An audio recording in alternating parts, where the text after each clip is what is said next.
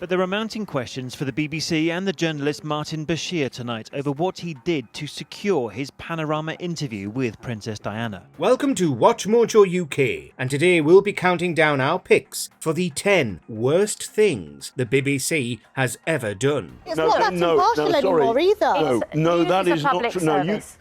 you should spend more time in Russia. Before we begin, we publish new content every day, so be sure to subscribe to our channel and ring the bell to get notified about our latest videos. For this list, we're looking at all the times the Beeb has gotten on the wrong side of public opinion.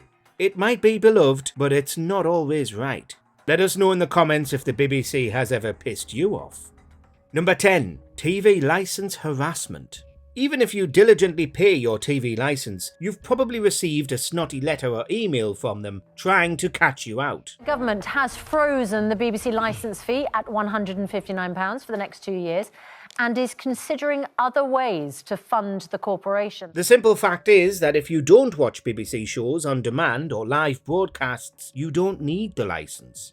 To boot, TV licence agents don't have any authority to come into your house when they show up. But I just don't think that we should be forced to the point of we could face prison if we don't pay for it. Despite this, the BBC still likes to threaten people with fines of up to £1,000 and criminal convictions. You may agree that Britain having the BBC is a good thing, but nobody wants to be harassed, and over the years, support for changing the BBC's funding method has only grown. Why should I have to face prosecution if I don't pay it? What That you're is the hearing, John, argument. from... Number 9. Blue Peter phone-ins. Check out this little fella. This is our brand new kitten, Cookie. He's only 13 weeks old. It wasn't the only show caught in this scandal, nor was the BBC the only channel, but there's something to be said about scamming a bunch of kids who don't know any better. Multiple broadcasters were caught out by Ofcom for rigging their phone-in competitions and charging outrageous rates, but Blue Peter got into trouble for faking competitions numerous times. Notably, there was the Socks vs Cookie contest, in which Cookie won the online poll, but the name Socks was chosen by producers. That was wrong, and so today we'd like to say that we're sorry. Yep, we would. Worse was when they faked a phone-in competition the very same year, bringing on a random kid to pretend to be the winner. The man who was the editor of Blue Peter at the time has, we understand, been suspended because he was also the editor when Blue Peter rigged the result of a phone-in. Number 8. Gender pay gap.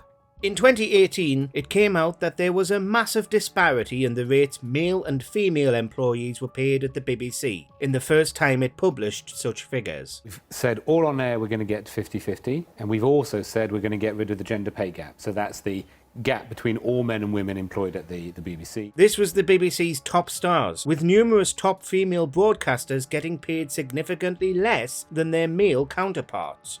The BBC was investigated for the disparities, which happened between 2016 and 2017, and the issue was debated across rival broadcasters. Will all have pay parity by 2020, all of them?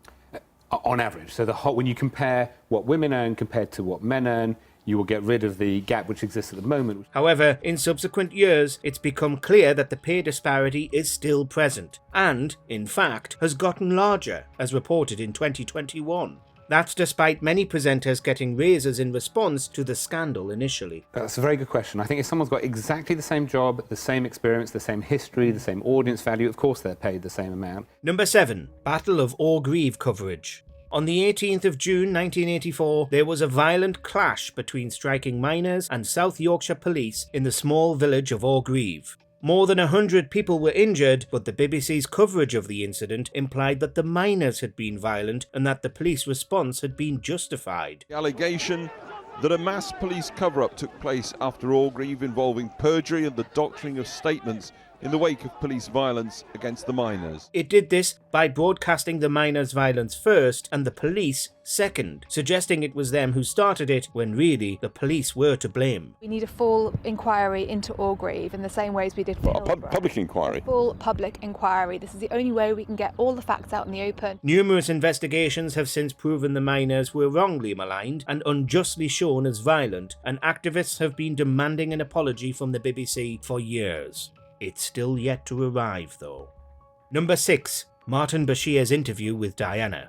This explosive tell-all interview aired on the BBC in 1995, showing the Princess of Wales talking candidly about her life as a royal and her marriage to Prince Charles. Well, there were 3 of us in this marriage, so it was a bit crowded.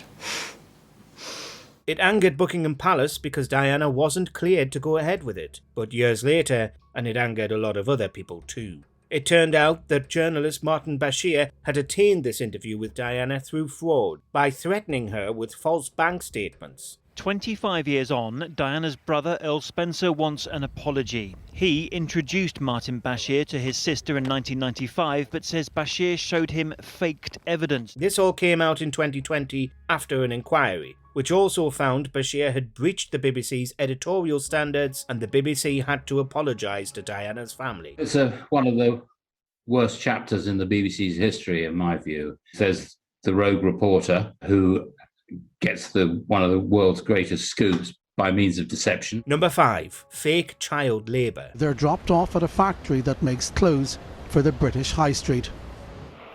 They don't have work permits, so they can only work illegally. In 2008, an episode of Panorama called Primark on the Rack aired, showing shocking footage of child labour practices ongoing in factories used by Primark.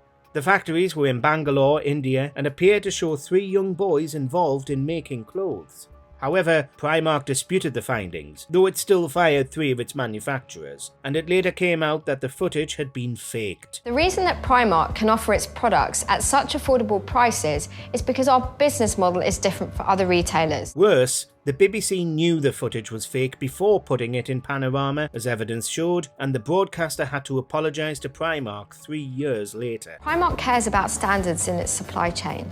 These are all laid out in the Code of Conduct. Number 4. Transphobic article. The BBC has recently gotten in more and more trouble where trans rights are concerned, often refusing to report on protests outside its own offices and, in 2021, quitting its coalition with LGBT charity Stonewall over disagreements on the BBC's trans coverage. Determined to be heard, this is Trans Pride marching through central London earlier. But matters got worse later that same year when an article was published on the BBC claiming that lesbians were being pressured into sex by some trans women.